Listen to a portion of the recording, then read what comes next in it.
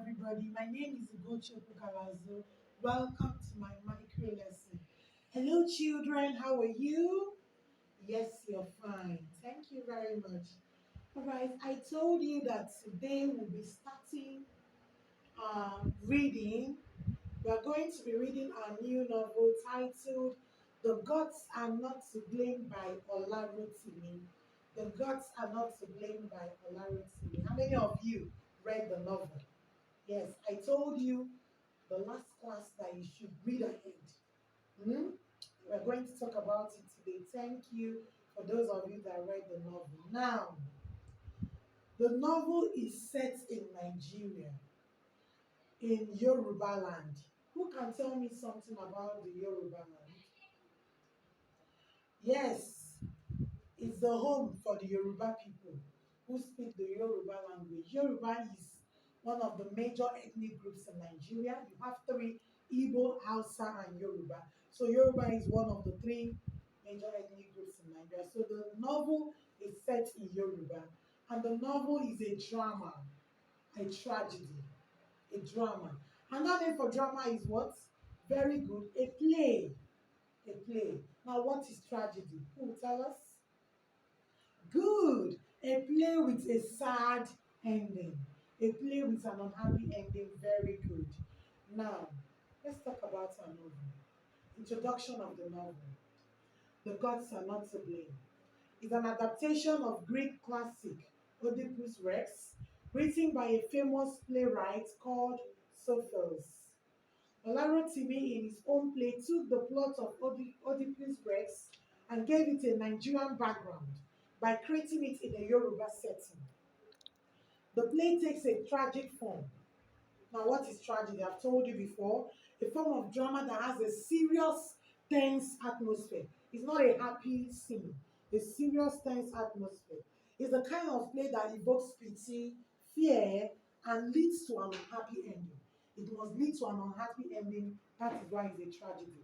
Now, Olarotimi, as in the case of Olarotimi's The Gods Are Not to Blame, we will see how things fall apart after King Odowole realizes that the woman he has been marrying is his mother and that he's also the one who kills his father. Now, characters in the novel. Who are the people that are in our novel? The first character is Odowole, who is the king of Kutuje. How did he rise to power? By unknowingly killing the current king, the reigning king, King Adetusa. He didn't know. He killed him unknowingly and without even realizing that he's his father. The next character is Ojiola, wife of the late king and the current wife of King Odowale. The next character is Aderopo, brother of Odowale and the son of Adetusa and Ojiola. You have King Adetusa, the former king of Kutuje.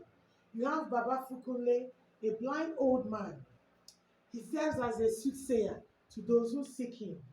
You have Alaka, Odowole's childhood friend. He hails from the village of Ishokun.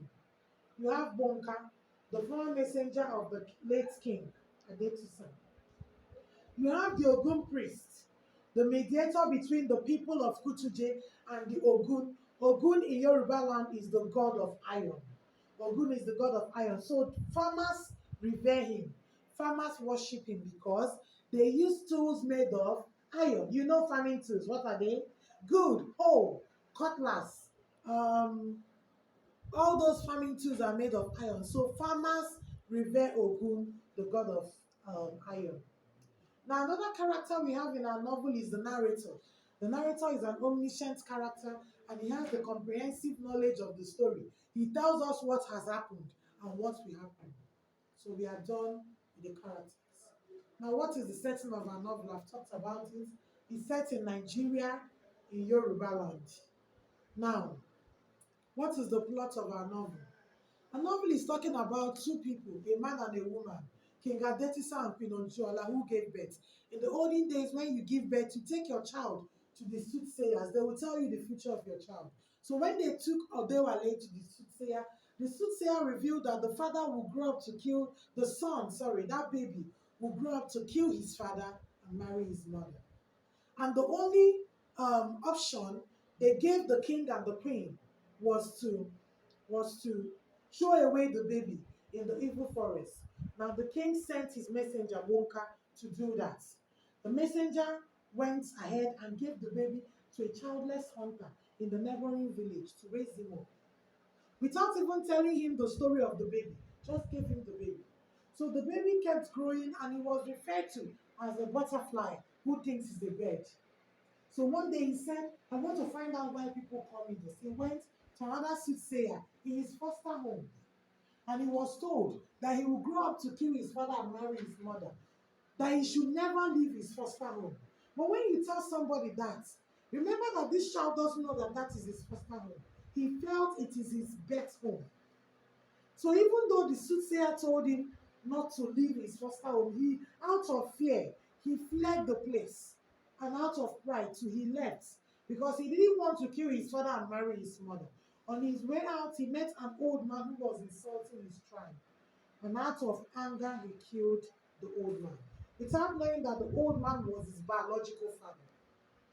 Then he fled to the land of Kutuje. When he got there, he helped them to defeat their enemy, and in turn, they made him the king.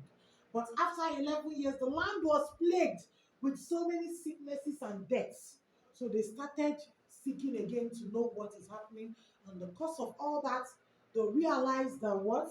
He was the person who killed their late king, and he is the son of the late king. So he not only committed patricide, which is killing your own father, he also committed incest by marrying his mother. So when the queen heard it, he committed suicide, and Odowale plucked out his eyes and exiled himself. That is the plot of our novel. Hmm? Now, what are the themes of our novel? What themes? What are the themes? What themes are prevalent in our novel? All right. Number one is betrayal. Betrayal. Now, why do we talk about themes in literary work? It helps us to, most times when we read for knowledge, not just to pass exams. So when you see these themes, you narrow it into your life, you check, are these themes prevalent today? One of the themes is betrayal. The people that were betrayed were the two kings. Bonke betrayed them.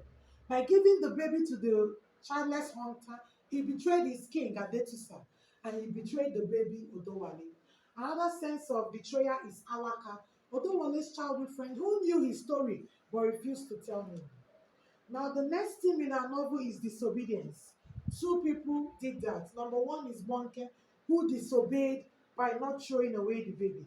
Number two is Odowale, who disobeyed by leaving his foster home. The next thing is fate and nemesis. Whether you like it or not, there are forces behind our control that we can't handle. So that is fate and nemesis. Another thing is ignorance. Another thing is incest, patricide, crime and punishment, and hatred. These are the themes of our novel. Now I sent you a book review on your email, my own book report, sorry, on your email. I want you to open your email, check my book report, my model, go through it and observe it. All right. All right. So you've all checked your email to see my own model essay. Very good. I sent you my model on your email. I don't want you to copy it. It's just for you to see what I want you to do. And what is the assessment? I want you to go to our Google Classroom. You click on assessments. When you click on it, you create a new document. You're writing a book report on our novel, The Gods Are Not to Blame. How do you do that? You either summarize our novel as a whole or you summarize it in acts.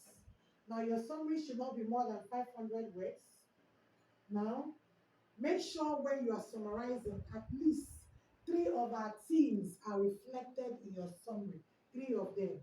Now, conclude your reports by stating who you think is to blame. Remember that the title of our novel is The Gods Are Not to Blame. So conclude by telling us who do you think is to blame for Odowole's um, misfortune. So when you finish, you turn in your essay. Thank you very much.